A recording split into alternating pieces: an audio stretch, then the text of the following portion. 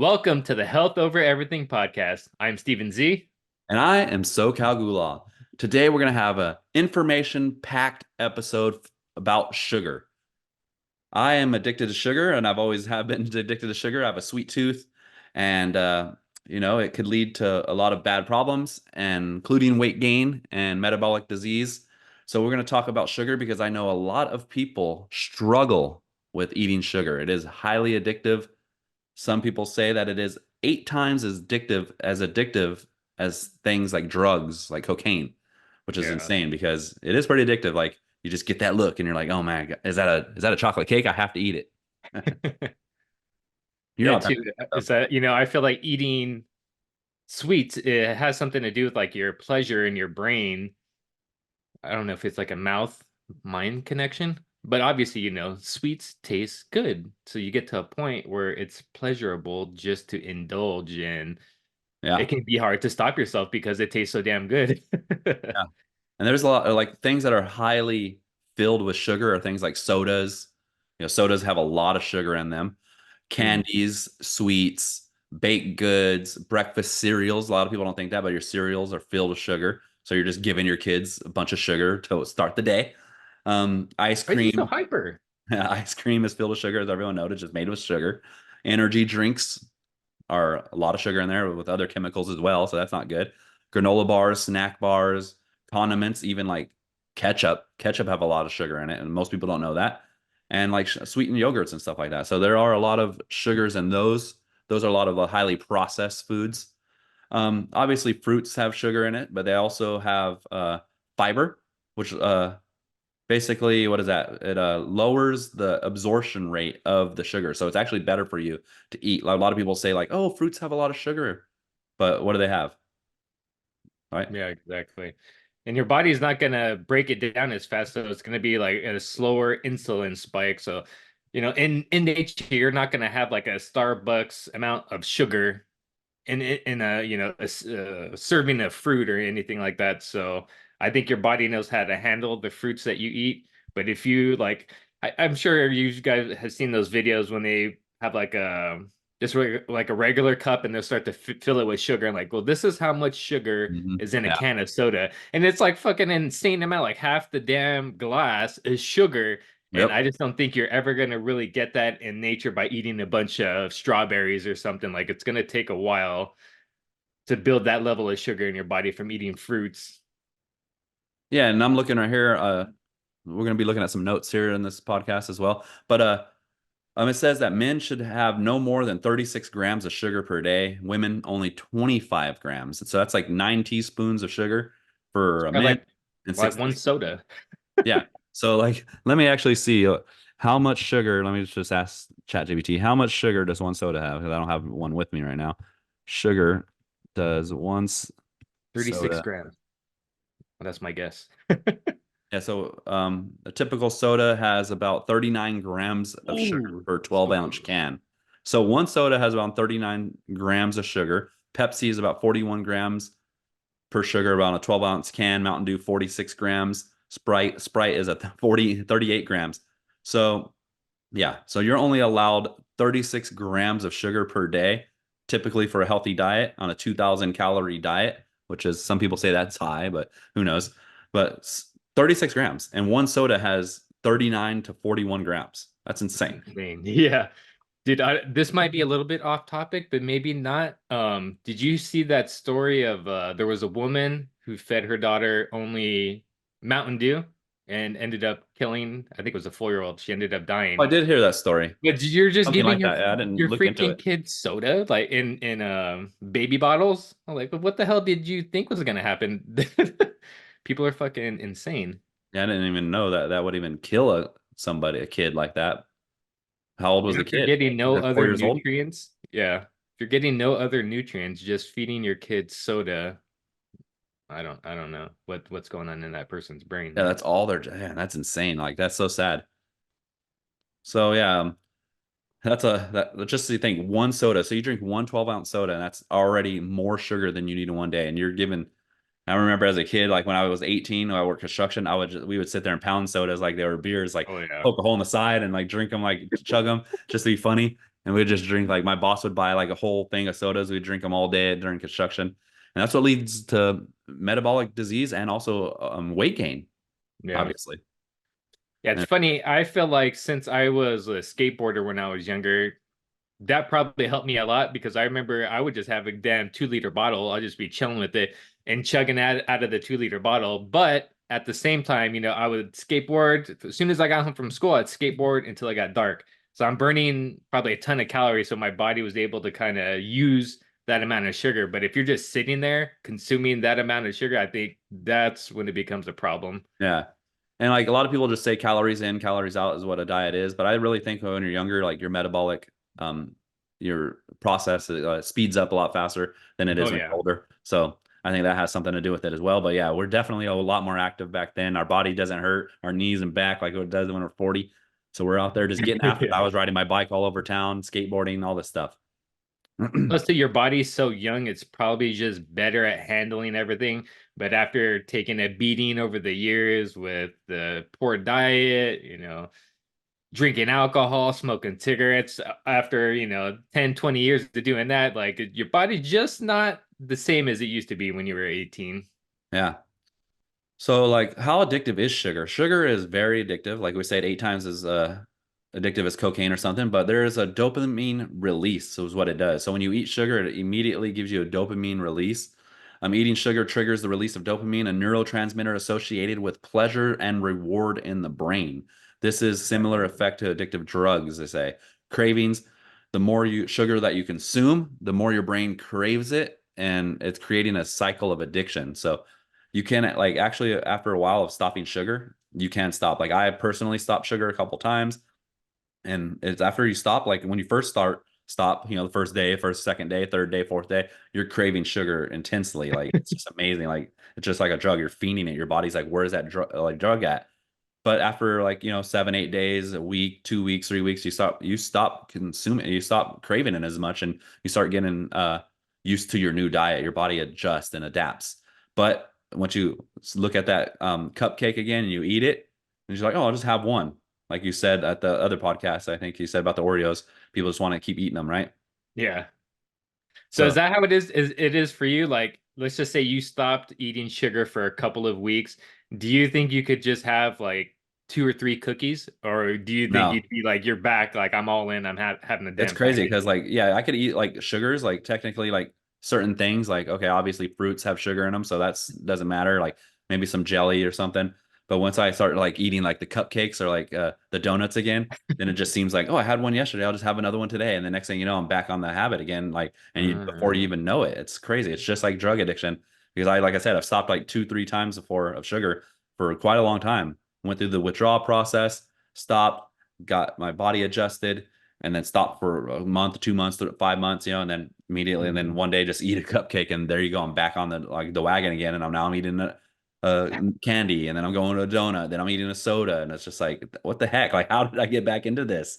I was totally good for a while. Yeah.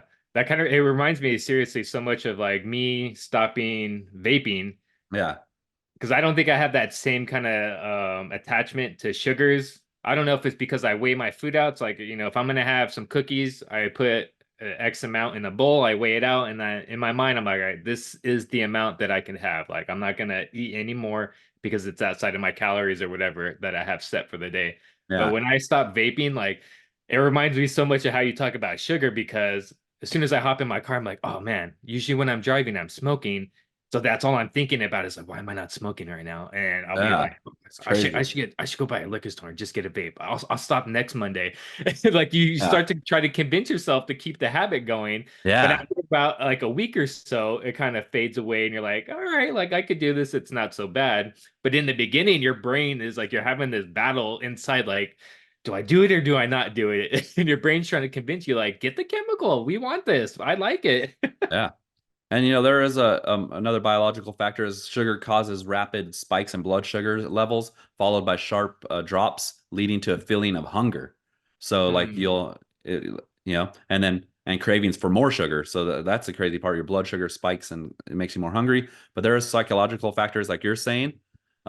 Many people consume sugar for to comfort with stress relief Yeah. And with emotions and to cope with emotions, sugar often is associated with social activities, celebrations, and positive experiences.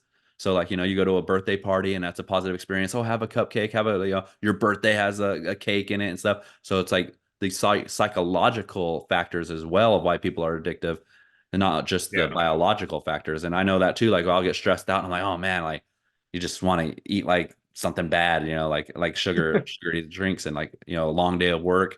But it's also too like sometimes it's just like, the routine of like you if you're going on a good diet and you start eating steak and a lot of protein, chicken, you don't get that sweetness after. Yeah, you can go have like a strawberries or something like that.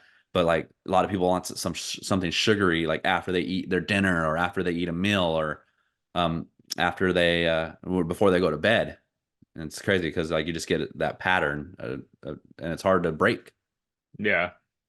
Another thing I think people do too is kind of use sugar almost like a as a reward. Like, Yeah. oh, yeah, I went out and I ran 5 miles. Like I deserve to have the cupcake. Like I've earned it.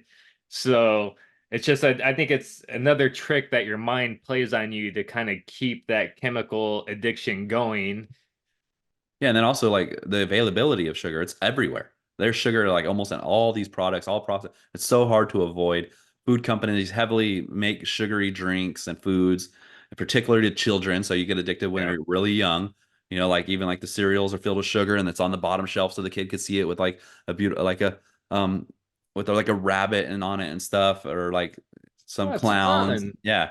And and then they make so many different kinds of sugars now too. Like you just think like, okay, oh, pure cane sugar. Well, they have like all these different forms of sugar now, like high fructose, like that's sugar, like what is Yeah. that? Like you're not just eating, you don't just go and put a spoonful of high fructose, you have cane sugar, but it's just in everything. Like if you look into the packaging and looking at the back of um the labels.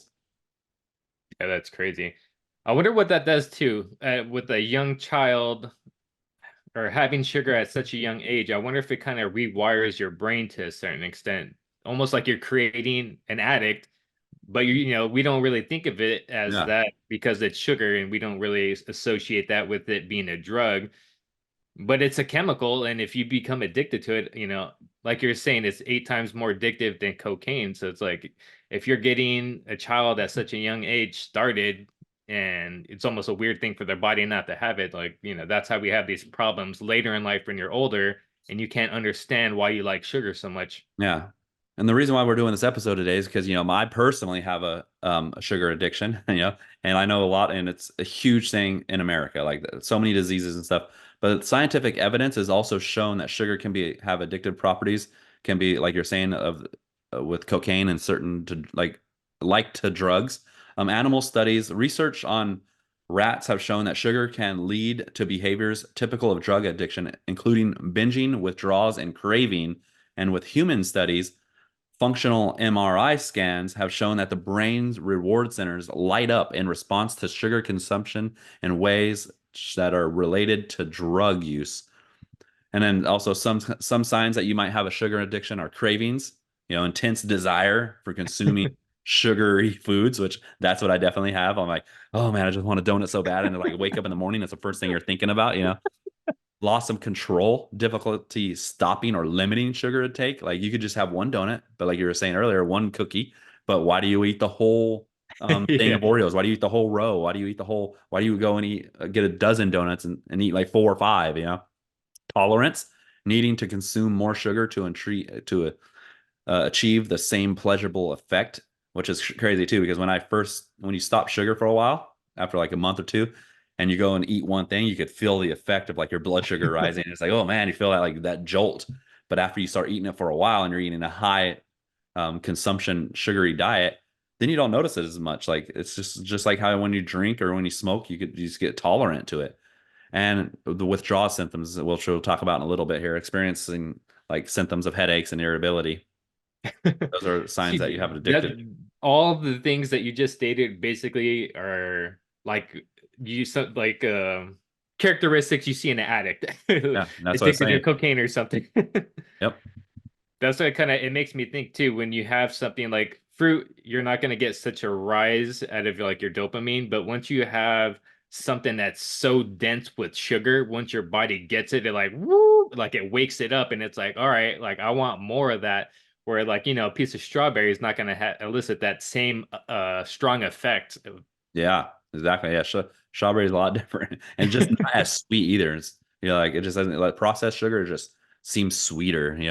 Yeah, You eat the cake frosting, that is so sweet. Like yeah. you've eaten that before, and compared to like I actually do not like cake frosting. man, I love It's it. too much. It's too much. It is super sugar. That's why I love it. Yeah. But I hope we're not making you guys craving sugar here. Don't do it. Do not crave sugar. Um, let's talk about how you can stop eating sugar. Um, One way is you can do gradual reduction. Slowly reduce your intake. Gradually decreasing the amount of sugar can make the transition easier and help reduce the withdrawal symptoms. Because like when I stopped, I just did it cold turkey, and I had Mhm. major withdrawal symptoms. Like I was so irritable, so at like I just wanted to go kick something. I even told the guy at Kick the work. dog. I Boom. even, I even told the guy at work, just stay away from me. And like you do not deserve anything. Like you're a good worker. You do not deserve anything bad to like any negative energy that I'm gonna put off today. I'm like and I'm trying to stop sugar. You just Super explain to irritable. people around you, like, hey, this is nothing to do with you. Like just like it's not like I don't want to talk to you. I do, but I am very irritable today, and I don't want Yeah. to like cause a problem with you or anything like socially or cause any problems because of my anger or my irritability because I'm stopping sugar, and it'll go away in 6 or 7 days. It took me around 7, 8 days one time to like Yeah. just like I would wake up every day and just be super. That's how much addictive I was to that sugar. But just you could do that. You could change that by slowly decreasing your sugar and stopping like if you eat some donuts in the morning and a soda, like just stop eating this. Like if you eat like 3 sodas, don't eat, don't drink 3 sodas. Drink one soda. If you have like 2 donuts in the morning, just eat one donut. And then gradually stop it. Um, that's one way you could stop it. Cut out sugary drinks first. That's what a lot of people do. Like maybe you'll still eat like the cake and stuff, but just stop the drinks. Yeah, Reading. I've heard of a lot of people doing that where they're like, I lost all this weight and all I did was cut out sodas from my diet. Yeah, you could also like try to like do like Coke Zero, which is sweetened drinks instead, which is Mm. actually I hear more that substance is actually more sweet than sugar. So like you might get addicted to that, which is not good either. Like the best thing is just drink water, but you if you but it doesn't spike your blood sugar as much, so that might be one way to help just like Mm. reduce it and like don't try to get addicted to that either, but maybe it'll help you like slowly Get get addicted to off the water. sugar. Yeah. So, and also read the labels of like your foods. Like look for hidden sugars and processed foods. Ingredients like high fructose corn syrup, cane sugar, and various syrups are common in like foods that you might not know that there's even sugar in there. You might just see high fructose corn syrup and you might not think that that's sugar, but that's sugar, right? Hmm. So understand those nutrient labels, aim for products with low sugar content, note that no added sugars or unsweetened are good indicators. Eat more whole foods. Obviously, we always promote whole foods here on Health Over Everything podcast. Eat Yeah. these provide natural sugars with fibers, vitamins, and minerals. So like apples, any kind of fruits will have like sugar in them, and they'll be high in sugar, but they'll have like all the good stuff in it too, and it also makes you more fulfilled. Like if you Yeah, I eat was gonna say it keeps you fuller longer. yeah, exactly, right. Yeah. That's what that fiber does, instead of just like a candy bar. Whole Yeah, grains. that I feel like that's going to be super helpful, especially if you're trying to lose weight and your calories are low. You really don't want to compromise, your diet for eating a candy bar because think of it like empty calories. Yes, there is calories and shit in there, sugars, but it's not going to keep you full for that long. So, in my mind, if your calories are low, you're trying to lose weight, like you're probably not going to opt in for a candy bar. You're going to look for something like an apple or some fruit, something that's going to fill you up and keep you satiated for a longer period of time. So, you're not like, oh, I ate a candy bar. And then an hour later, you want to eat something else, and your calories, you blow your diet out of the water. Yeah. And also like with sugars, like we're trying to keep our blood levels lower. That's like, for diabetes, which diabetes is running rampant in America. So look for like also things like choose whole grains over refined grains, right? So what is some Mhm. examples of that? Stephen, like brown rice over white rice, right? Stuff like that. Yeah, something like that. I think just think of shit that is less processed or filtered. Yeah, So that'll help out. white rice to get it white, there's a process that they have to do to get, the color out of it. So Yeah, exactly. So that would raise like the white rice raises like you don't think like, oh, you're thinking of just candy and sweets, raising your blood sugar, but white rice will it breaks down into sugar too, especially if you don't eat it with other foods. And so if you just eat like mostly white rice, it turns into sugar as well. So also find healthy alternatives like natural sweeteners we were talking about earlier, like sativa, monk fruit, and small amounts of honey or maple syrup. Those are natural things with sugar in it, like honey and maple syrup and stuff. And that's better than eating the processed sugar, just to wean yourself off the sugars and stuff. So if you really like, if you're trying to stop sugar, and you're really craving something with sugary, like I even have some honey too. I'll just like put some on my finger and just put it in my mouth like a cokehead. Start rubbing it on my teeth. Not just kidding. But yeah, you could use stuff like that. Monk fruit is really good, I heard as well. I put honey in my oats just to give it, I already have a bunch of like I make like a little concoction, a bunch of berries and fruits. But I've been adding like a tablespoon of honey to it just to give it a little more sweetness. It's nothing crazy, but I feel like it does. It adds some flavor, makes it taste a little bit better. So that's something definitely Yeah. I think you could add to your diet. And also like look for like healthy snacks like nuts, yogurts, with low sugar in it, fruits instead of baked goods.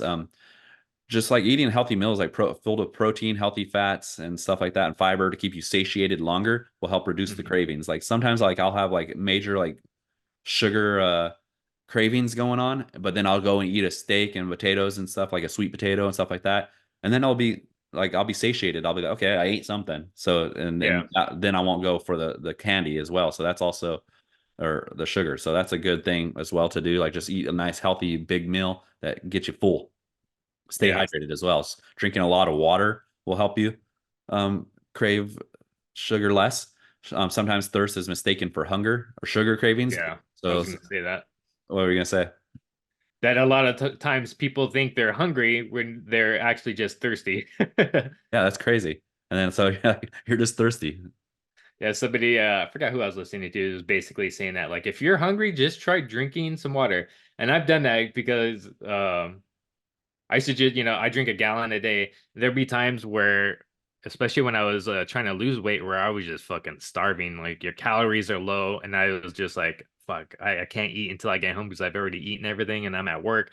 So I would just be chugging my water, and it helps. It really does. It kind of Huh. fills you up. I think it like tricks your body for a little bit. So you Yeah. might, it might last for, half hour, and then you'll feel hungry again. Then just drink some more water.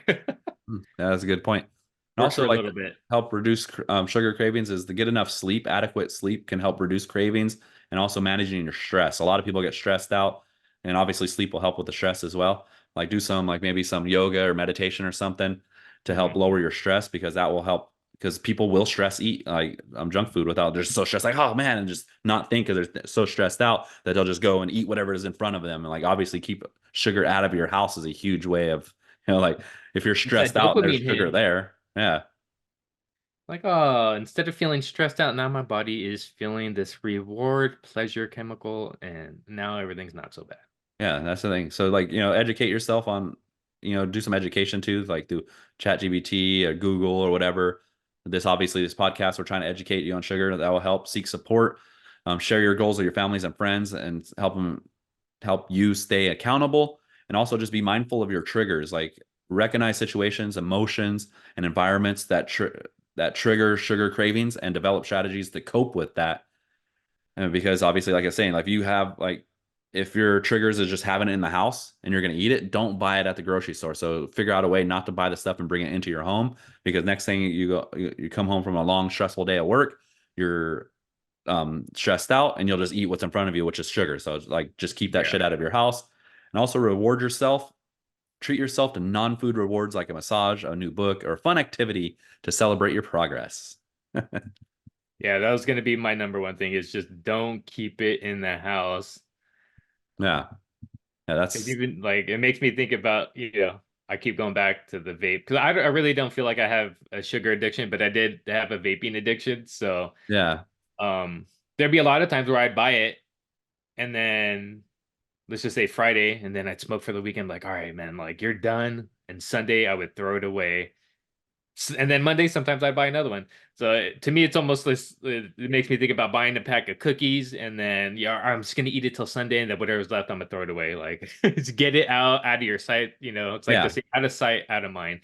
Yeah. If And it's not there, you're probably less likely to get in your car, drive to the store to go get a pack of cookies because you're craving it so bad. It probably too much effort. Make the bad habit harder to do, and you're less likely to do it. Yeah, that's funny too, because like a lot of people, they'll have it in their house and they'll say, "Oh, well, my kid loves, like my kids needs the high C or the this or that, like the cookies." Like, no, like keep it out of your house because then you're Yeah. gonna eat it, like, and have your house filled with other foods like fruits and like proteins and stuff like that, healthy fats, like a lot of other foods that you can maybe go eat a piece of pineapple and some pineapple instead of like some sugary foods because if you have it for your kid, and then that's better for your kid too. Like your kid doesn't Mhm. need it to eat a bunch of sugar. Like we're saying, 35 grams or whatever it was, is all they need. Like they don't need to have 100 grams, 200 grams of sugar Yeah. per day. Like, and you don't need that for their kids. Get them on a healthy lifestyle so they don't grow up. Um, you know, maybe your kid like it also teach them some responsibility to like and control. Like okay, well you can have one piece of a Kit Kat, like one little piece. Like not that big. Like you don't need a whole Kit Kat, a bunch of sodas and a bunch of stuff like all in the house, and then you're gonna eat it as well. So keep it out of the house and don't let your kids like make an excuse for your kids and to have it in the house. Like help them out and like get them on a correct path as well. Like you don't want to obviously like what do you call it? Limit them to having fun in life and not experiencing things, but they don't need to be overindulging in it either. Yeah, plus they're a little kid. They don't know any better usually. You're the adult. You got to be the one that puts them in place and put a limit on, the amount of, I don't want to say fun, but the amount of food and junk food that they are consuming. Maybe a Yeah. little bit's all right, but you can't let them just like, all right, go into the pantry, get whatever you want because they're not going Yeah. to pick an apple. They're not going to pick an orange. They're going to pick that dopamine release, that thing that gives them that release of dopamine and pleasure and reward. Like, yeah, I'm gonna get the cookie. 9 times out of Yeah. 10, that's what's gonna happen. And it's crazy too, because sometimes when I want like a cookie or a donut or something, and I will eat like an orange or a banana, it will like satisfy my sugar craving. And I'm like, okay, well, like I don't want it. Like I'm thinking in That's my head enough. before I eat it, I'm like, oh, I want that cupcake so bad.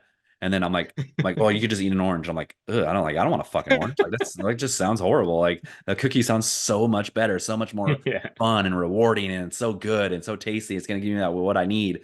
But then I'll go and like, no, I have to eat the orange. So then I'll go and eat the orange. And then after I eat it, I'm like, oh, that was really good. It tasted good. Like, Yeah. and then it Yeah. satisfied me. Oranges But are it's just bomb. I something like with my oranges. mind telling me the orange is bad, the cookies are good. And after you say no to yourself and you overcome that mind battle and you go and eat the orange actually tastes pretty good. I'm like, oh, that was really tasty. Yeah. Yeah, I was gonna add something I was saying earlier about making the difficult or the bad habits more difficult to get. Have you seen that video? There's a guy had like a bottle of whiskey in between like a piece of wood, but the wood had all these screws attached to it. So Oh in yeah. order in order to get to the whiskey, he's like, "Oh man, I want to drink." And he starts to unscrew the one. So there's like one screw he takes off, but then there's probably like 500 screws on it to be able to get inside of the bottle. So it's like he takes one off and then he's like, ah, and he just puts it back. At that point, So it's better just to go to the store. yeah. Well, I mean, that's why he puts it in there. Like, yeah. I Yeah. guess at that point you're like, I'll just fucking buy two bottles. But yeah, that's just like another way by, making the shit that you shouldn't have more difficult to have access to. Like Yeah. that by the time it takes you to get to it, like you're able to kind of think it over and be like, you know what? Like I really do not want it that bad. That's crazy. Like you say that too. Like, oh, it's easier to go to the store or something. Like back in the day, like you used to live in like towns and stuff that are far away from like maybe the store or something. Like you might live far away, but nowadays all these cities that are growing um, have all the stuff like right next to you, like right across the street can be a cookie crumble. So then you got to Oh like yeah. now I I got don't this want shit it. staring me down at all times, and it's just right across the street. So anytime I can just be like, I want to go to Cookie Crumble and just go right across the street, and it makes it easier. So now you're more likely to do it. So you got to see, like, make it more resistant, harder to get to, or like just like you know, because it's when it's right across the street, it's so easy, and it just makes it so Yeah. much more easier to become addictive. Which was this is the power of America and what it does. Yeah, Yeah, it's funny that you say that too, because there we have a cookie. Well, it's like cookie crumble, but I have one right by the Stater Brothers by my house. And even though I don't go there often, when every time I drive by, I look over there, I'm like, oh, they probably have some bomb ass cookies in there right now. You Yes, know, they I do. always have the thought. I've hardly ever stopped, but it's funny how like it's still in my mind, like, oh, that they have good cookies in there. Yeah. And that just brings up another point too. Like sugar has a huge amount of like calories in it. One of those crumble cookies could have anywhere from like, 700 to 1,000 or more calories. Yeah, One cookie. So like if you just eat one whole cookie, you could get like 800 calories. And that's, that's a almost shitload. half. That's even 1,000 calories. That's almost like half your daily intake of calories on one cookie. So like obviously, we'll talk about that too. But like all that calories and sugar, like when I guess you would say like I'm not sure exactly how it works, but your insulin, you eat the sugar and insulin spikes and tries to like store it. It needs to store it somewhere for energy because it's so too much energy. So it stores it. And where does it store it? It stores it into your stomach. And then that's how you gain all the body fat. So the reason why people are so fat is they're just eating so much excess of sugar. And a lot of people underestimate the actual amount of sugar they eat. Like they don't think they're eating as much as they really are, but they're eating a high amount of sugar. And then the body has the insulin can't overtake it. The pancreas produces insulin, and so it's like figuring out the body's figuring out where can I put all this sugar, and it can't go into the bloodstream, so it stores it into your fat, and then it goes into your stomach, Hmm. and it's Yeah, crazy too. that's why I always recommend like people to start weighing out your food, even if you don't want to make it a lifelong thing. Like start weighing your food out so you actually have an idea of what a portion really Yeah, looks like. Because on the bag, I guarantee you, you start weighing out your food, you're going to realize a portion is way smaller than you think it was. yeah, Like I seen a video where the guy's like, "This is my size portion, but then this is the actual portion, and it's significantly different. It's probably like 4 or 5 times bigger. Like who goes to the pantry to grab some chips and only eats like, a handful or yeah, a I know. small little Yeah, pile of them. It's like, no, that's where you start. You conserving. probably eat like 5 times that amount. You just grab the whole bag and you just start eating, Yeah, and there's a shit ton of calories in there if you're not careful. yeah, and I Things also like want nuts. Nuts are super oh fucking yeah, high dense. in calories. There's a lot of fat in them. They're healthy Yeah. fat, but if you don't know what a serving is, like you can go overboard really quick with them. Yeah, they're high. They're really dense. They're like gold, just super dense, like in Yeah. calories. I want to talk about like one thing about sugar too is it's like an evolutionary thing too. So, like you're saying, like back in the day, like right now we have such an easy access to sugar, like a cookie crumble right across the street. You have a Stater Brothers right across the street at the grocery store. So you could easily just go and get as much sugar as you possibly can ever think of. It's so Yeah. easy to just get as an unlimited amount of sugar, unlimited.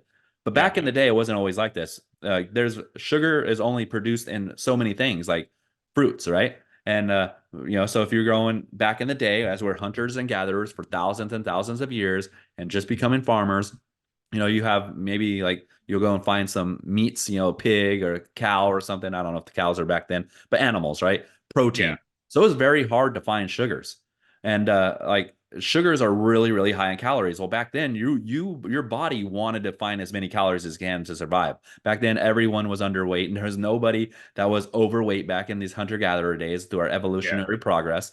So we looked for sugar. So it's like something happened evolutionary with our minds and bodies. When you got that sugar, it would give you a dopamine and said you wanted more. So if you went and found a berry tree, you're gonna just eat every single berry off that tree Yeah. because like you said, it's gonna give you as much sugar as possible, and it's gonna store it into your fat. And the more fat you had back then, which was nobody had any fat, but the more stored fat you had in sugar, the more energy you can last throughout and survive. It's a survival mechanism. So that could be a reason why your brain wants the sugar so much through your evolutionary progress. If you go and find a berry tree, you're going to eat as many berries as possible. If you find an apple, you're going to go a tree, you're going to eat as many apples as possible because you want to get that as much sugar into your body, and then you can produce that energy so you can have energy to go fight another day and live longer. It was a survival. So like you're craving that. So it's like an evolutionary thing to Mhm. crave sugar. And we still have that in our bodies nowadays today. And as we have that Yeah. today, we still crave it. So now when you eat like a processed sugar, like let's say you eat a candy bar, your body thinks like, oh man, this is sugar. I need more of it because of survival. Like it's still living in Mm. that primitive kind of thinking. So now you're like, oh, let me eat as much as I can. And you're starting eating as much as you can. And the next thing you know, you are 50, 60, 70, 80, 100, 200 pounds overweight because you're just overeating this sugar that's so easily accessible today that wasn't accessible throughout all of our history. And that is Yeah, one we evolutionary haven't evolved process. that much to not have that, had that part kind of evolve out of us. Yeah, exactly. And like, and you think about like the last couple hundred years is nothing compared to the thousands of years from caveman to Neanderthal and Neanderthal to caveman to simple human, like in hunters and gatherers. So this is the reason why, like, it's just some history of why people crave sugar so much. It's an evolutionary process that actually helped our survival back in the day because you couldn't find that much sugar back in the day when you're hunting and gathering. So when you did, you try to get as much possible. There's not a cookie crumble across the street or that you could just go and sit there and eat like, oh, let me just eat 4 cookies and immediately have 3,500 calories in your body. And now you can survive, you were Yeah. looking at survival, so it's an interesting just story there of our history. Yeah, it's like a subconscious survival mechanism built Hmm. into the Totally. human, just where like let's put this, I'm not saying there's a designer in this or whatever, but um just to make sure this thing is gonna run and live and do what it can, make it addicted to this substance because if it consumes it, it's gonna have more energy, more calories, and it's gonna, help it survive for a longer period of time. Yeah, and it's very important to just know that so you can know like why you are craving the sugar, the education and the eye opening, just the idea of like, okay, that's why we consume sugar so much. That's why I crave it. That makes sense. So now you can kind of like battle that. Yeah. Yeah, that's funny that you say battle too, because it is a battle once you start to try to wean yourself off chemicals like that, sugar.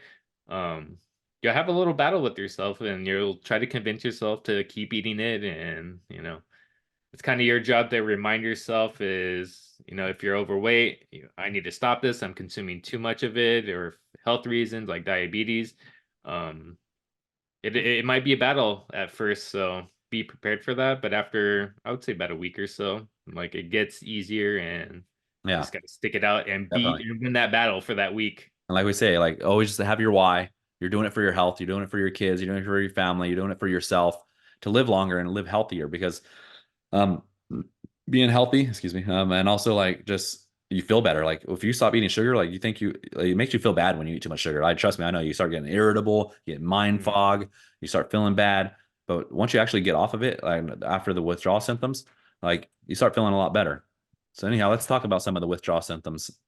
Withdrawal symptoms from sugar are the physical symptoms that you have are headaches. Like that's what like when I first stopped sugar the very first day, your body's like it gives you like a response like where's my sugar? Like I'm like it's we're talking about the evolutionary thing. It's trying to Yeah, survive, so it's like what the heck? Your body just starts going into chaos. Like what's we're happening? dying. It definitely gives you a lot of inflammation as well inside your body, which Mm. causes like heartburn and all that stuff. But you could get headaches. So when you first stop, that's one major thing. So if you're gonna stop, you're gonna have headaches for a few days. That for sure. You're gonna have fatigue. You're gonna start feeling unusually tired and lethargic as your body adjusts to the lower sugar levels. So that's one thing too. Like you just feel tired. But that's like when I stopped sugar, like this the last time I did it. I had a 3 day weekend. I'm like, I'm gonna just do nothing these 3 days. I'm gonna stop sugar. I'm gonna stop. I'm just gonna just watch movies and just sleep and just trying to get through this first day of fatigue. And I just felt like, oh man, I just feel like this moment of like, I don't want to do anything. Like, is this my new life? What's wrong with me? But after a few days, I'm like, okay, now I'm up and I'm ready to go. I'm ready to go clean my room and get ready and clean my car. And you can feel dizziness as well. Dizziness, some experience lightheadedness, which I have felt that particularly if they were consuming a lot of sugar regularly. So I definitely felt that. And muscle aches. It's crazy. Like similar to the flu, like you could have muscle aches, like stiffness and like twitching. Like that's what's crazy. That's crazy. Like I stopped sugar and boom, my leg was twitching. Like I'm like, why is my leg twitching? My stomach was twitching and my muscles were twitching. And it's from like just your body adjusting. It's crazy what the body does. But those are the main four things. Like you get headaches, fatigue, dizziness, and muscle aches. Just that's the physical symptoms. Yeah, that's crazy. The twitching, that's like a legit physical withdrawal symptom. Yeah, it's Not absolutely insane. psychological. That's crazy. Yeah, so some of the psychological symptoms of quitting, so the symptoms that you're going to get from stopping sugar is like cravings, obviously. You're going to get mood swings. Yes, I definitely had mood swings. I was just so pissed. Like it's just crazy. Like I was saying earlier, like told the people, just stay away from me. Don't talk to me. I'll be good. I already know because I've been through it before. Like I say, I've stopped sugar like 3 or 4 times and got back on it and stopped it Hmm. again. So I definitely know the mood swings are coming as well. The cravings, Yeah. obviously. And you That's good too, because you're actually, since you knew it was gonna happen, you could kind of plan for it better, let the wife know or the kids know, like, all right, I might be a little bit grumpy these next couple days. It's yeah. nothing personal. This is what I'm doing, and to give everyone around you like a heads up, so it's not a shocker when you're short or you're snappy with Yeah. your significant other or your friend or something. They'll have an understanding of where you're coming from.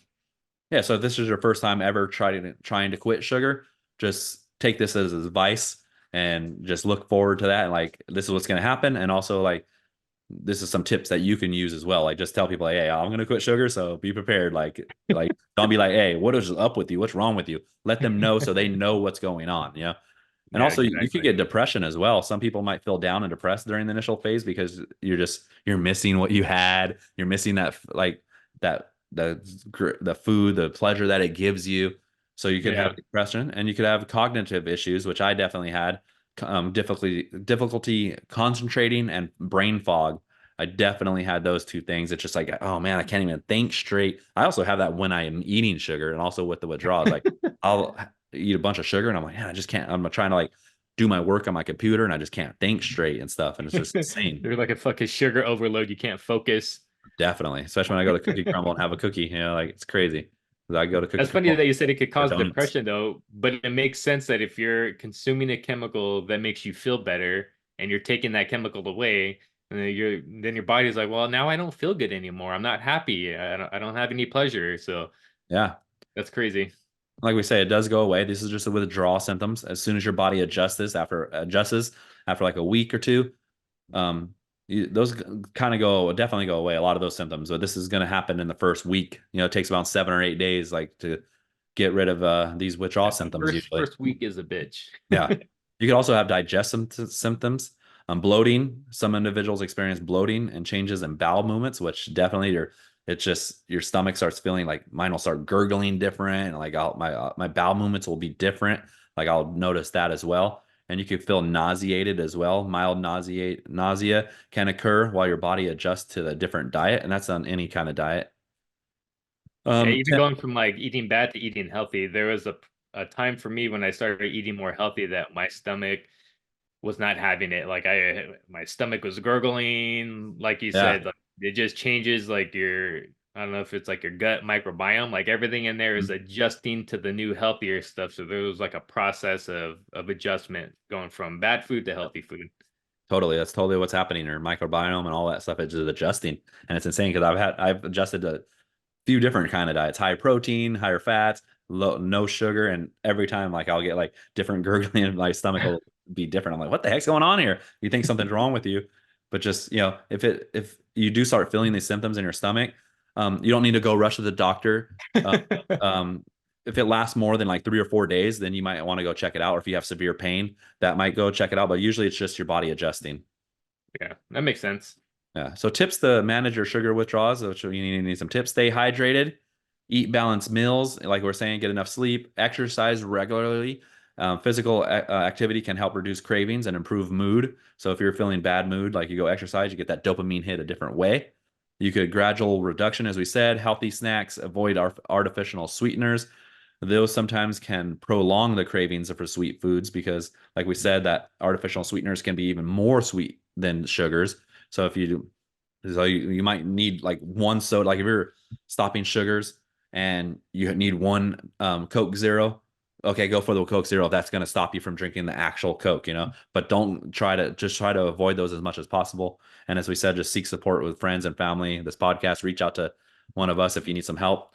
DM me, SoCal Gula 8, Steven, just if you need any help whatsoever, like just even if it's motivation or just like a kick in the ass, yeah. Yeah. Yeah, I think I like the working out one. I think that's a big one just to make you feel better Definitely. overall. Yeah. Um there's just something about it. And I know it could suck in the beginning, especially like when you're really out of shape and you start exercising, like it's such a kick in the ass. You're winded, you're huffing Oh and yeah. puffing, you're tired of shit, it's painful. And that's why a lot of people don't stick with it. But if you're able to kind of stick it out for a little bit, like you get to a point where your body is more adapted, you can handle the stresses of what you're doing a lot better. You're not going to get as tired, you're not going to get as winded, and you'll reach a point where you actually start feeling good. Like you feel like you're accomplishing something, you're pushing yourself. And honestly, for me, like exercising has probably been one of the biggest things in my mental health. Like aside from eating well and all that stuff, the exercise is what really I think tied it all together. Yeah. And it's something everyone could do. It doesn't have to, you don't have to be doing a grueling 3 hour workout. Just start with taking a lap around the block and then, gradually build upon that until you're doing, Yeah. 10 or whatever. Just start slow and then build up, and you'll start feeling good about yourself. Yeah, definitely. That's great advice. Do not go all in. Like you're not going to go hard as a Steven is going like on a normal daily basis. You have to gradually get into it, especially if you never worked out before. Like you're just Mhm. going to hate it. If you do it that much, you're going to feel too sore, too bad. Like I said, just slowly get into it and start feeling good about yourself, and then just work your way up because it's definitely brutal in the beginning but after a while you start to love it. Yeah, it's seriously crazy. Feels good. It Um, makes me think too. I remember there would be points in my life where I would work out for a little bit and then stop and like and kind of come back. Like that could be depressing too, because you're like, man, I used to be warming up with this and now it's like my max. So it's yeah, like once definitely. you realize too, like of how far you've come, you're like, dude, I remember when, I could only bench the bar 45 pounds, but now I'm up to 225. Like, hell yeah, my body has adapted. It's stronger. Even if you can't see it necessarily, like you're able to kind of see the numbers go up, and that could be rewarding in itself.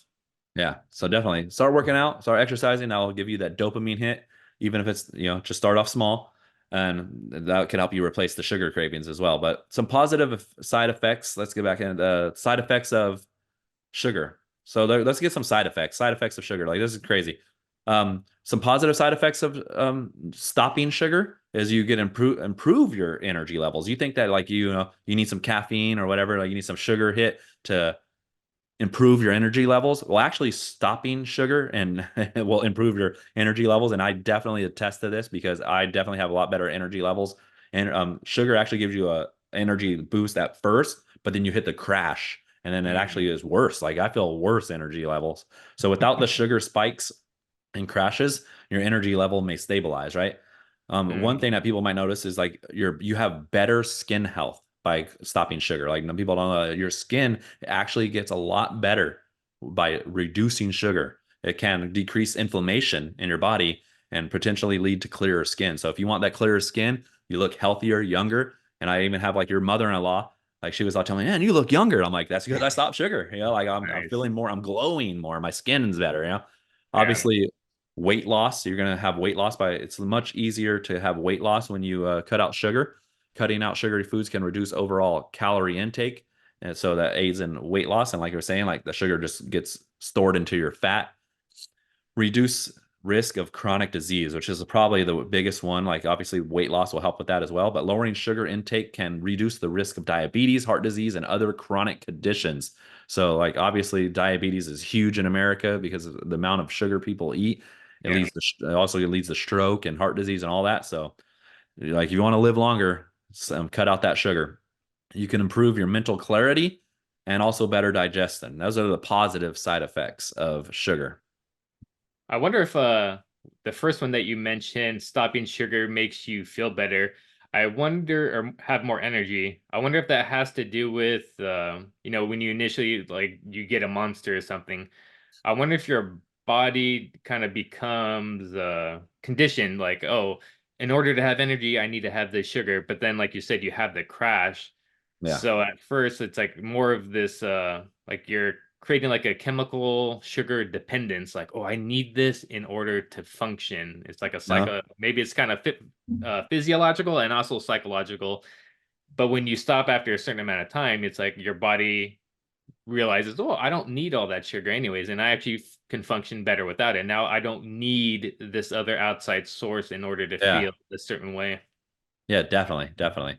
And also, I was thinking too, like obviously by stopping sugar, you're going to lose weight, so that makes you feel better. Obviously, more Hmm. energy. Like you know that, like when you were fat, now that you're skinny, you have more energy. Yeah. You sleep better, and like by stopping sugar, you sleep better, and that helps you have more energy and feel better. Um, like you're saying, like the up and downs of your metabolic, like your insulin levels and your sugar and your blood level or your blood sugar levels, that helps you be so you just have a more consistent blood sugar level that helps you have more energy. Yeah. You know, Someday, it's there you go. something I was thinking about right now. When I was more overweight, I remember my fiance, she'd freaking be asking me like, "Why are you breathing like that?" I'm like, "What do you mean?" She's like, "I could just you're breathing heavy or something." And I was, looking back, maybe I was struggling to a certain extent being Oh, that definitely. that overweight. Yeah, But definitely. since I was thinking about that the other day, I'm like, you know what? Valerie hasn't freaking told me anything about my breathing. But I was That's like awesome. 70 pounds heavier, so I could 70 pounds. imagine like Amazing. I was more out of, maybe even walking would make me more winded. And you were fat and stuff, but you were drinking as well. Like we didn't mention that. Yeah. Alcohol breaks down into sugars as well. So Yeah. even though you might not have been addicted to sugar, you were getting sugar through your alcohol. Yeah, 100%. Yeah. So there's some negative side effects of sugar, stopping sugar is sugar cravings, mood swings, withdrawal symptoms, temporary fatigue, and digestive issues, which we kind of went over all those, but those just wanted to throw Yeah. those in there for the negative side effects. Okay, let me see here what I got on notes. All right, so what diseases do sugars cause? Like that's the main thing. Like what we're trying to do here at Health Over Everything is to live a long, healthy life. Like it's about the health span. We want to be healthy. You might die at 60, you might die at 90, but we want to be as healthy as we possible. Like you could die at 60 from a car accident, right? But we Yeah. want to live healthy. We want to feel good every day. We want to wake up and feel good. That's the thing. I want to feel good as much as possible. That's our main thing. Yeah, exactly. And I have a 6-year-old boy. Like I don't want to, in my mind, I don't want to be a lazy dad where when he wants to play or he wants to go to the park or he wants to ride bikes or he wants to play, where I'm so out of shape where I'm like, no, I can't, or go outside, play with somebody else. Like, yeah, for me, I don't want to be that kind of a dad. I want to be an active dad. I want to be able to go outside and run around, ride bikes, and without being tired, and it's about having that quality of life where you can go out and be active and not be held back by, the limitations of your weight. Yeah. And like he'll love that looking back when he's older, he's gonna cherish those memories way more than just playing video games or just telling you, just go outside and leave me alone. You know, Yeah. like Daddy's man, tired. I can't do like that. I remember my dad, he always played with me. Like I even have a niece, like when I was she's only 8 years younger than me. She like when I was younger, I played with her a lot. She remembers like I just remember you played with me a lot, and I just love you, for that. And it's like so, yeah, that's definitely. And you can't do that when you have diseases. So let's go over some of the diseases that sugar can cause. Number one is obviously obesity, weight gain. High sugar intake, especially from sugary drinks and processed food, can lead to weight gain, obesity, as it contributes to excess calorie consumption and fat source. And obviously, obesity is one of the main causes for most diseases. If you look at someone's Totally preventable for most people too. yeah, if you look at someone's stomach, like if they have a bigger stomach, the bigger the stomach is, the more likely that they are going to have a disease. Type 2 diabetes is obviously the biggest one that people know. Insulin, because sugar makes insulin resistance. Consuming too much sugar can cause insulin resistance, a condition where the body cells don't respond effectively to insulin, leading to elevated blood glucose levels and eventually type 2 diabetes. If you don't want your hands to like start tingling and your feet to start tingling, that's when you know that you might have Yeah. some diseases and you want to get cut out that sugar as soon as possible. You don't want to get type 2 diabetes, trust me, and taking shots every day. Yeah. I almost think like, your body has a filter for the sugar at first, but like a filter, think about like smoking a cigarette or something. At first, that filter is white, but at the end of it, it's all brown and nasty, and it could only filter out so much. So after it's processed a certain amount of sugar, you reach like a tipping point where the filter is just not working as optimal as it should be. Yes, that's a great example there. Heart disease, increased risk of heart disease. A high sugar intake is linked to various risk factors for heart disease, including obesity, inflammation, high triglyceride levels, high blood pressure, and increased risk of arteriosclerosis, which is hardening of the arteries. Mhm. Um, It's something I'm thinking about too. Like I think a lot of times when we think about getting fat, we just think about our body fat. But at the same time, your organs can also build a layer of fat around them, which is also, it's Yes. bad for those organs like your heart, your Uh-huh. liver, all that you could get a fatty liver. So it's not just about Yeah. the weight that you're carrying around, it's your organs that are getting fat on them as well. Yeah, no one. Yeah. If you look at it, like go Google um fat around a heart, and you'll see like a heart has fat around it. It's crazy. But that Yeah. also is the number four disease is non-alcoholic fatty liver disease. So Mm. you could get liver disease from alcohol, but you can also get it from high sugar consumption, liver fat accumulation, excess fructose, often found in added sugars, can be metabolized into fat in the liver, leading to non-alcoholic fatty liver disease, a condition where fat builds up in the liver unrelated to alcohol consumption, just as Stephen was mentioning. That's crazy. Metabolic syndrome. Metabolic syndrome is one or more diseases. Like, let's say if you have high blood pressure, diabetes, overweight, that's metabolic syndrome. You have a couple of them, right? So All right. clusters, it's a cluster of conditions. High sugar intake is associated with metabolic syndrome, a cluster of conditions, including increased blood pressure, high blood sugar, excess body fat around the waist, and abnormal cholesterol levels, which together increase the risk of heart disease, stroke, and diabetes. Basically, Yeah, it's like a fucking chain reaction. recipe for death, as I call Yeah. it. I'll say having any one of those is bad, but to have all four, or Yeah, and to that's what have one metabolic chemical that can conditions. contribute to all of them, that's Yeah. insane. And a lot of people know, like you probably told this as a kid, is tooth decay, dental Yeah. problems, tooth decay and cavities. All right, you're going to get cavities. Sugar promotes the growth of harmful bacteria in the mouth, leading to tooth decay and cavities. Sugary foods and drinks can erode and damage the teeth's enamel and all that as well. So definitely, you don't want to have a toothache. Go to the dentist. It's going to cost you money as well, and then you look like an idiot Yeah. with no teeth. Okay.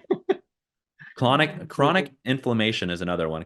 Inflammation response. High sugar consumption can lead to chronic inflammation, which is linked to various health problems, including heart disease, cancer, and autoimmune diseases. You don't want that. Yeah. It's funny that you say about having healthy teeth. I've seen this ad is basically, like a dentist, an ad for the dentist, and it's saying how important your teeth are, and it has like a group of people, and one of the guy is smiling, but his tooth is missing. So in my mind, boom, it goes right to the tooth missing, and then it has something that says like, oh, like how important your teeth are. You didn't even realize that guy didn't have an eyebrow, and his freaking eyebrow is shaved off, and it's totally true. I didn't notice the eyebrow and just went straight for the tooth. Like, oh shit, this guy's missing it.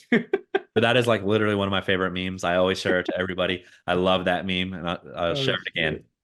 Yeah, it's hilarious. And it's true too, because just notice yourself when you go and start talking to people. Like be like me and you, we're both very conscious of why we do things and what's going on around with us. That's what I noticed about you ever since I've known you.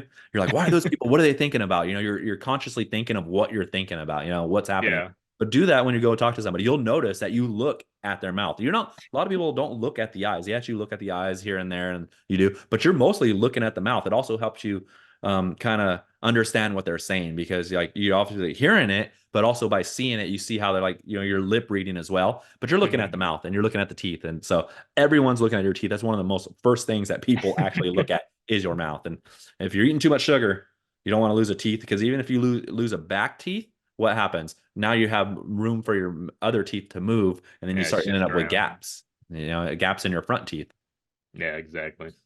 Certain cancers can increase risk from too much sugar. Some studies suggest that high sugar intake may increase the risk of certain cancers, such as breast and colon cancer, possibly due to the effects of insulin resistance and chronic inflammation. Nobody wants cancer, right?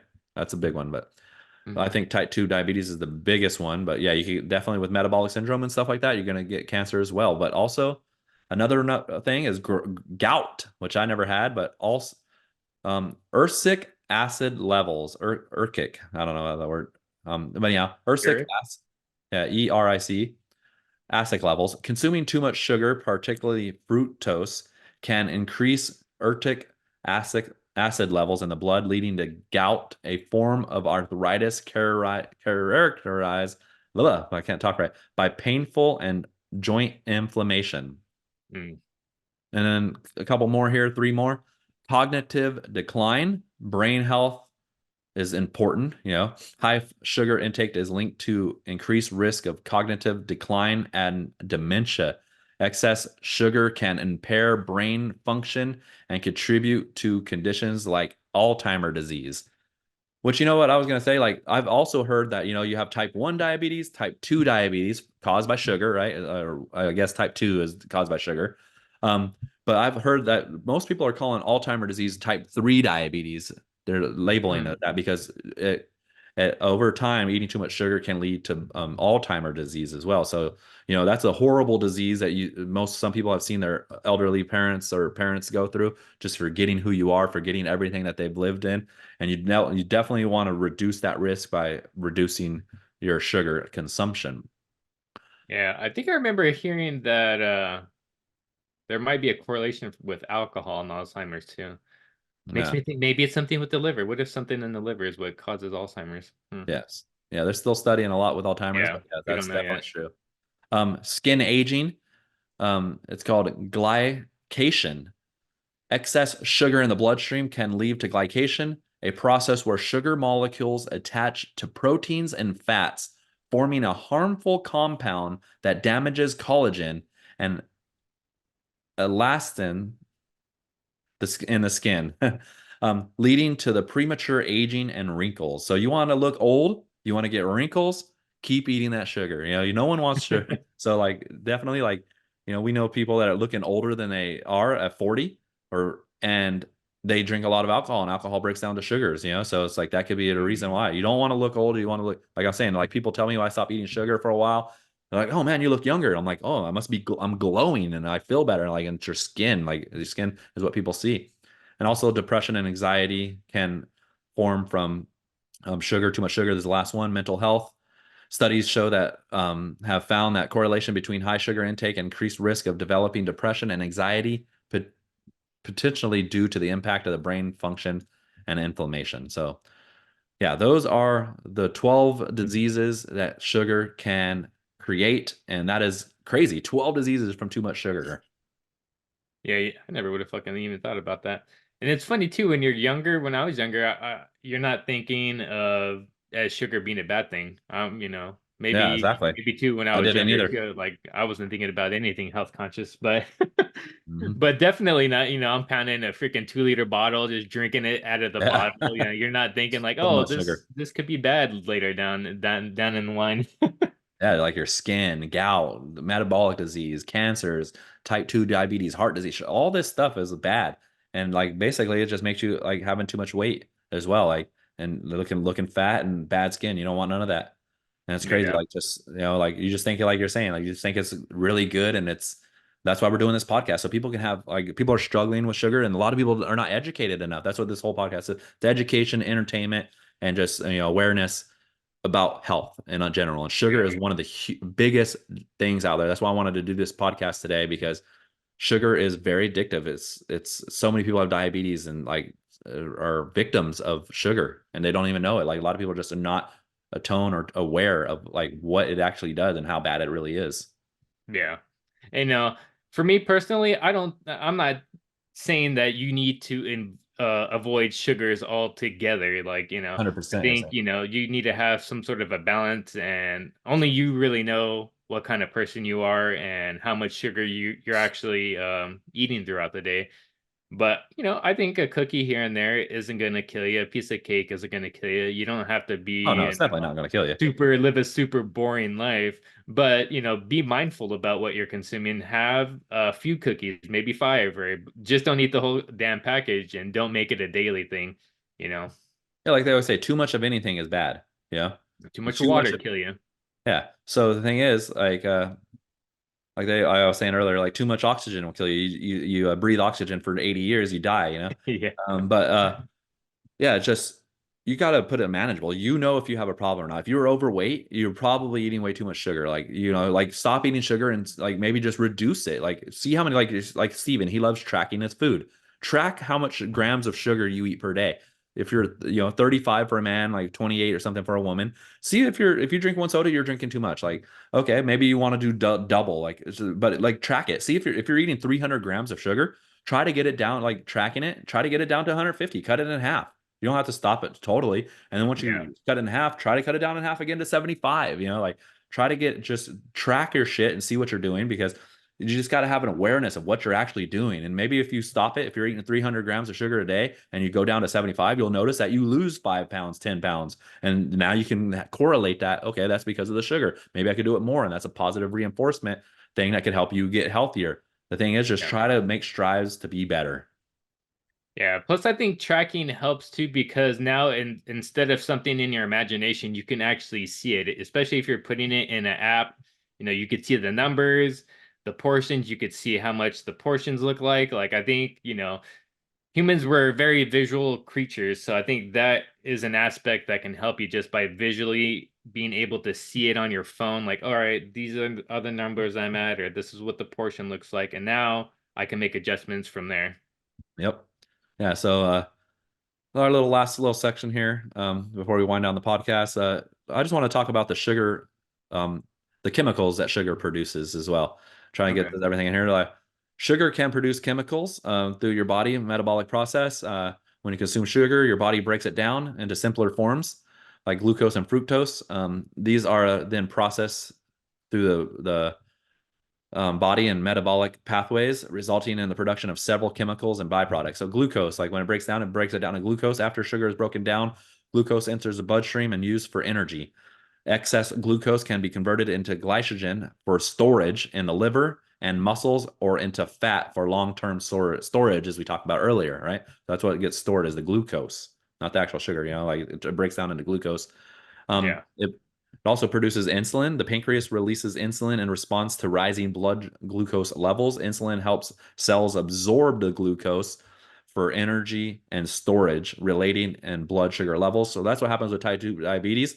You're putting too much sugar in your body over and over and over again, and the pancreas produces insulin to to absorb that glucose, but eventually it can't absorb it anymore. It gets damaged, and now the insulin isn't, you're not producing enough, or there's too much glucose in the blood. So you have to inject yourself with insulin in order to absorb the rest of that glucose to keep the blood sugar levels down. Yeah, it's almost like think about it like an engine in a car. If you treat it like shit and you just pounded it into the ground, all the wear and tear over the years adds up, and then basically doesn't function like it should. Your Exactly. your pancreas should be able to produce a certain amount of insulin, but after overproducing for years and years and years and years, it just can't spit out, as much insulin as it used to. Yeah, and also when sugar breaks down, it creates advanced glycogen end products. AGEs is what it's called. AGE. When glucose reacts with proteins or fats in the body, it forms advanced glycogen end products. High levels of AGE are associated with aging and various diseases like diabetes and cardiovascular disease. It also produces lactic acid. In the absence of sufficient oxygen, like during intense exercise, glucose can be converted into lactic acid. This process can lead to muscle fatigue and soreness. God damn, I have trouble reading my words Yeah, here. and if you work out, you definitely feel that. I'm trying to think though. So that means if you have more sugar in your system, you're more likely to have the lactic acid buildup. That's that like that burning feeling when you're exercising, especially when you're getting to like the higher reps where you can lift it, but this burning sensation is kind of like, oh, like how much of that pain can I actually take? I Yeah, it's wonder if you crazy. were to consume less sugar, if that would Yeah, that less of that burning sensation. I would assume so. I'm It also later produces how do you say that word? Triglycerides. I don't know why I can't say that today. triglycerides. Triglycerides. Triglycerides, excess glucose that isn't used for energy. So, like, you produce glucose. So, the excess that isn't used for your energy can be converted into triglycerides, which are stored in fat cells. High levels of triglycerides in the blood are a risk factor for heart disease. You just got your blood work done and you had low triglycerides levels. Boom. Yeah, everything was pretty good. I do eat sugar, but like I said, I do weigh it out. I think I posted a picture on Twitter where wait, I didn't actually post it. Never No, mind. yeah, you got But to I do that. posted this, it was like a brownie, uh chocolate brownie brittle, and I'm like, oh, these are so good. But in the picture, you could see that I have like a certain amount and it's on my scale. So it's like I weigh out, this is how much I can eat, and this is what I'm eating. Like after that's done, like I'm not gonna go back to the bag. If I want to make it last longer, instead of eating the whole thing in one bite, maybe I'll eat it in nibbles to make it last longer. And Yeah, good point. maybe that could be a trick you could do. Instead of eating Yeah, a great cookie in point. one bite, just take a few bites and enjoy it. Put Savor it the away the and then flavor. come back to it. Come back to it. And that's the hard point. Yeah. I just want to eat it all at once. The Yeah, you could do that triglycerides too. are Make it crazy last because throughout the day.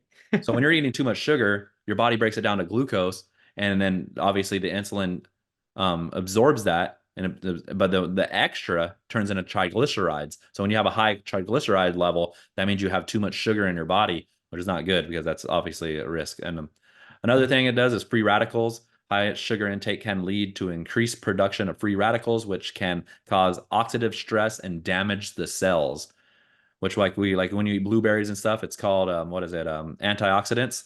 Those are the Mhm. free radicals that it's battling, and it has sugar in blueberries, but it has a high antioxidant level, which battles that. So the processed sugar and the high sugar intake can obviously battle that. Good shit. Yes, sir. So I'm just looking through here. Nutritional benefits of natural sugars is obviously the fiber content.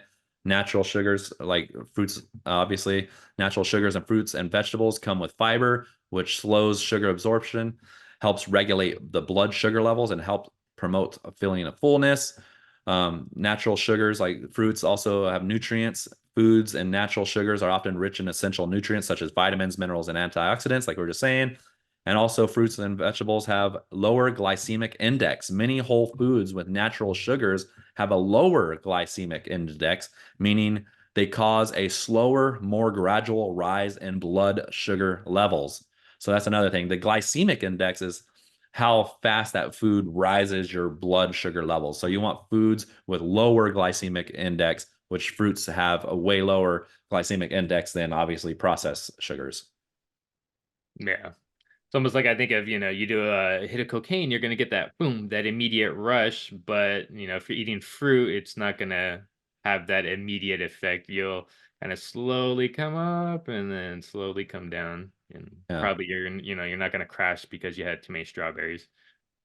And issues like the one last thing, issues with added sugars is empty calories. Added sugars provide calories without essential nutrients, leading to potential weight gain and nutrient deficiencies. Like you were saying with that kid, that 4 years old, they're just giving her nothing but soda. So she's having high nutrients, no, high calories, high blood levels, and no nutrients, leaving Yeah. nutrient deficiencies. You're not getting, your body needs the nutrients to run Yeah.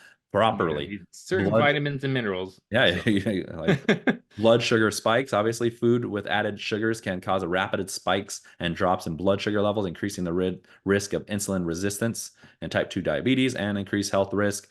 High intake of added sugars is linked to various health problems, including obesity, heart disease, and dental cavities. And that is basically the whole rundown of like everything you need to know about sugars. I think we got into almost all of it right there. yeah, pretty information packed. Yeah, and it was necessary. You needed to hear all this about sugars. Like I know so many people that are, I know personally a lot of people that are struggling with sugars. I should struggle with sugar here and there. I'm off of it right now. I'm not on sugars. I just recently got back on it for some reason. Like I was off of it for a while, got back on it, started eating donuts again every morning, but I'm off of it again. So I'm feeling great and weight's going down, feeling great. Like it's just so much better to live a life without sugar. Like, and I still have the cravings. I'm like, yesterday, I'm just like, oh man, maybe I should just have a soda or something. Like, no, I can't do it because I know it's especially like when we always talk about when you fall off the wagon and you get back on. The good part about doing that 3 or 4 times is that like what happens. Like I know if I drink a sugar, like hit it again, I'm gonna go back into it. So I have to stop Yeah. it. But if it's your first time ever stopping sugar and ever attempting it, and you just learned a lot from this podcast, like just take all our tips and examples and just don't be gracious with yourself. If you do fall off and you do eat sugar, just be gracious with yourself and just know that, hey, I'm working towards my goal. I'm getting better, and just continue to just get at it. And eventually you will, even if you fall off 2, 3, 4, 5 times, you'll just keep getting better each time. And eventually you will overcome your demons and get healthy. Yep, and if you're someone that you feel like you are really addicted to sugar, just keep in mind too, it's more than likely going to be a process. You may not try to quit your first time and be successful, but every time you quit and you fail, you're kind of inching forward to the point where you can give it up and, not have it in your life and have it really affect your mental health, your physical health. So, I feel like with a lot of change in your life, it is a process. So just, kind of be prepared for that. Like Aaron said, don't beat yourself up if you don't, if you fall off the horse the first time, because that is your first lesson. Like, this is where I made the mistake. So when I go in the second time, hopefully, you can learn from that first mistake and not let that mistake happen again. But there might be something else that happens, a second mistake or a third mistake that you make. And the more you keep going back, the more you're going to learn about your triggers and where you fell off, and eventually you make it to your goal. Yes, sir. So that concludes this podcast. If you got some, obviously you're going to get a lot of information, especially if you made it this far all the way to the end. Share it with somebody. If you have a family member that's diabetic, or you have somebody that's overweight, or that you're concerned about their health, or they eat way too much sugar, definitely send them this podcast, because they could definitely learn and get motivated or disciplined, or just get like some sort of ideas in their head to help them get some tips and tricks to get off the sugar, and also just educate themselves on what it does.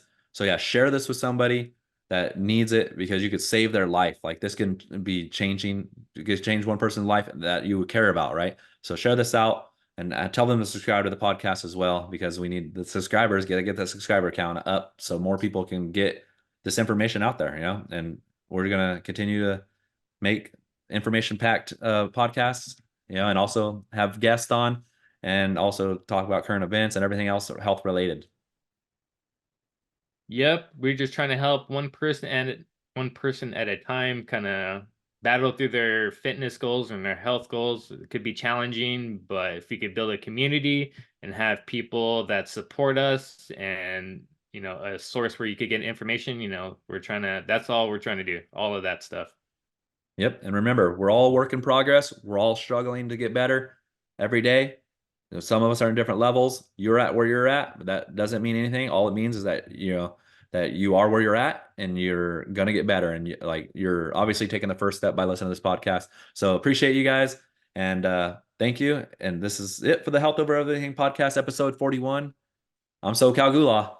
Steven Z See you signing in the next out. one.